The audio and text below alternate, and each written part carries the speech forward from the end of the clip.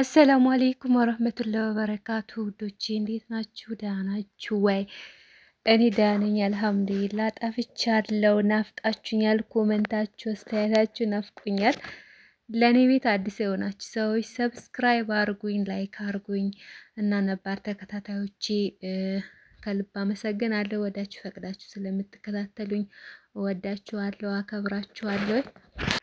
እና ዛሬም በብሎግ ነው የመጣውኝ። ግን እኔ ብሎግ ስሰራ ብዙ ጊዜ ሌላ ወሬ ነው የማወራው፣ ስለ ብሎግ አላወራም። ያው እያያችሁት ይገባችኋል ብዬ እና እዚህ ጋር ንፍሮ አምሮኝ ማለት ነው ከአማራኝ ስንት ቀን መሰላችሁና ከዛ ዛሬ ልቀቅል ነው ልበላ ነው እላችኋለሁኝ። ንፍሮዬን እየቀቀልኩ ከዛ ብሎጌን እያያችሁ ወሬ እናወራለን። ብዙ ጊዜ በምሰጡኝ አስተያየት ወይም በራሴ ነገር በደረሰብኝ ነገር ምናምን ነው የማወራውና እኔ ዛሬ ጠዋት እንትን ሄጄ ነበረ ክትትል ማለት ነው። እና ያው ቀርብ ያለው ልወልድ ነው ጊዜ ደርሷል። ምክንያቱም ከግማሽ አልፍ ያለው ማለት ነው። ግማሽ ስንት ወር ነው ግን? 5 ወር ነው ወይስ 4 ከግማሽ እንደዛ 9 ከወለዳችሁ በ10 የሚወልድ አለ። ያው 5 ካለፍኩኝ ግማሽ አልፍ ያለው ማለት ነው። እና ወደ 7ኛ ወር እየሄድኩ ነው። 6 ሞልቼ ወደ 7 እያስቆጠርኩ ነው። ልወልድ ትንሽ ጊዜ ነው የቀረኝ። ዱአ አርጉልኝ። እንግዲህ እዚህ ጋር ዳቦ እየደፋው ነው። አንዷ እህቴ ልትወልድ ስለሆነ ዱዓ ልናረግባት ማለት ነው። እና ቅድመ ወሊድ ይደረጋል። ቡና ምናምን ይፈላል። እኛ ጋር እናቶች ነው የሚያፈሉት።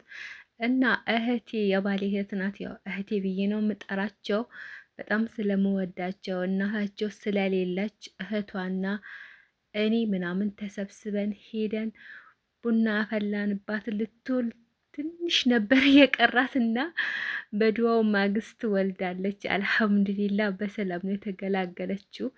ያው ረዥም ሰዓት ብታመጥም 2 ቀን ነው ያማጠችው። 2 ቀን ሰው 1 ቀን ከግማሽ በቃ 2 ቀን ሙላት ትንሽ ነው የቀራት። ዳቦኔ ደፍቼ አይቤ ደግሞ እሷ ገዝታ እህቷ ምናምን ሄደን ቤቷን ሄደን ፏ ብለን መጣንና ድዋው ደግሞ ተሳክቶ በሰላም ወልዳልናለች። ወንድ ልጅ ወልዳለች እህታችን ማሻላ በሉ። እና እኔም ክትትል ነበረ ከእሷ በወለደች ማግስት ክትትል ነበረኝ። ሄጂ ነበረ መጣው እና በእሷ ያየሁትና ብዙ እዛ ቀን እዛ ሆስፒታል ስለዋልኩኝ ከሷ ጋር ማለት ነው አንዳንድ ያየሁት ነገር። አንዷም ጓደኛ ይወልዳለች እኔ ግቢ የምትኖር አብረው ነው የወለዱት። በነገራችን ላይ ጓደኛዬም እህቴም ማለት ነው በአንድ ቀን እና ጓደኛ ያኔ እኔ ግቢ የምትኖረው ጓደኛዬ ናት። እሷ አረብ ሀገር ሄዳ አታውቅም፣ ግን ያለ ስቲሽ ያለ ምንም ከሷ ኋላ ገብታ ቶሎ ወለደች ማለት ነው።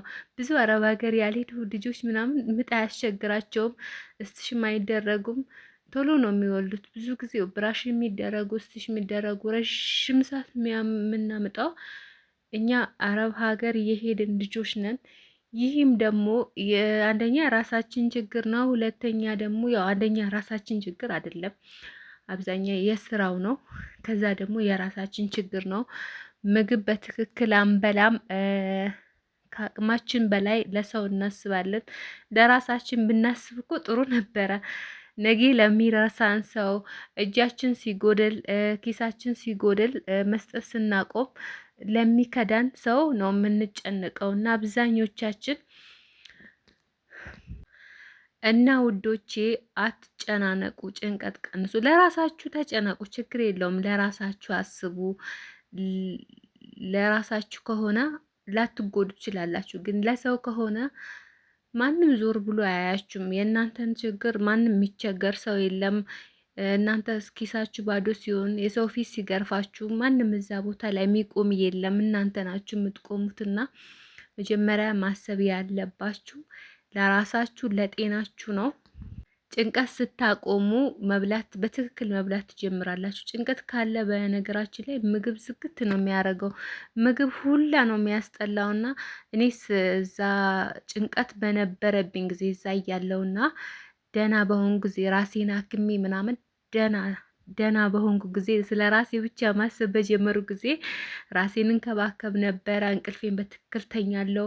ምግቤን በሰዓቱ በላ ነበር ያገኘሁት ነገር ማለት ነው።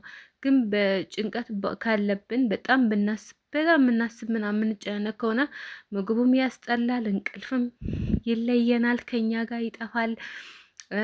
በቃ ራሳችንን ማንጠብቅም ምናምንና ጭንቀት ቀንሱ። ዋናው ጭንቀት ነው።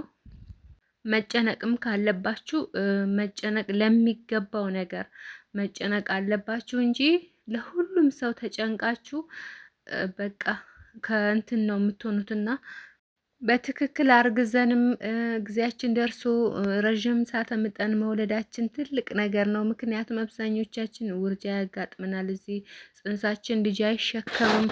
ብዙ ነገር አለብንና ጓደኛዬ ማለት ነው እሷ አረብ ሀገር ሄዳ አታውቅም፣ ግን ቶሎ ነው የወለደችው። ማሻላ ከእህቴ ኋላ ገብታ ቶሎ ወለደች። ያለስቲሽ ምናምን ማሻላ።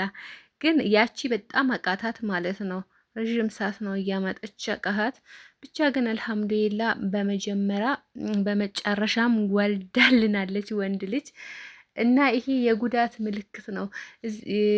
እዚህ መታችሁ ብትበሉ ምን ብትሉ የዛ የመጀመሪያ ጉዳት ስላለባችሁ ሲጀመር እዚህ ይብስባችኋል ነው እንጂ አትሻሉም። ስራ ላይኖር ይችላል፣ ግን ጭንቀቱ ይጨምራል እዚህ ማለት ራሳችሁን ካላሳመናችሁት ማለት ነው። ጸጸት አለ። ረዥም ዓመት መቆየታችሁ ቆይታችሁ ደግሞ ምንም ከሌላችሁ ይህን ሁሉ አመት ሰርቼ ምንም ነገር ሳይኖረኝ በቃ አለ አይደል እዚህ እንጠብቃችሁ እንደኖራችሁት ወይም ደግሞ ህልማችሁን አይደለም የምትኖሩት ማለት ነው። እዚህ አብዛኞቻችን ማለት ነው ወርደን ያው ምንም ስደት ካላየ ሰው እኩል ነው የምንኖረው።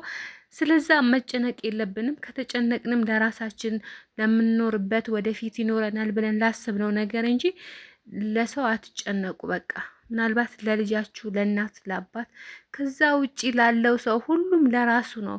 ለእናት አባትም መጨነቅ የለባችሁ። ማድረግ ባለባችሁ ልክ አድርጉ። በቃ በአቅማችሁ ልክ ሰው መርዳት የምትረዱትን ሰው በአቅማችሁ በምችሉት ልክ፣ ያለ አቅማችሁ ውስጣችሁን አሳምናችሁ አትጨነቁ ዶቼ።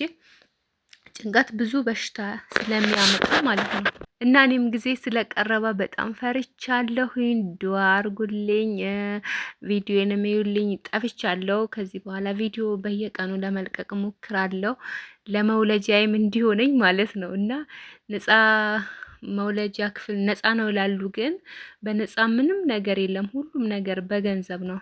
እና መድኃኒት ምናምን በውጭ ነው የሚገዛ። ሁሉ ነገር በገንዘብ ነው ውዶቼ።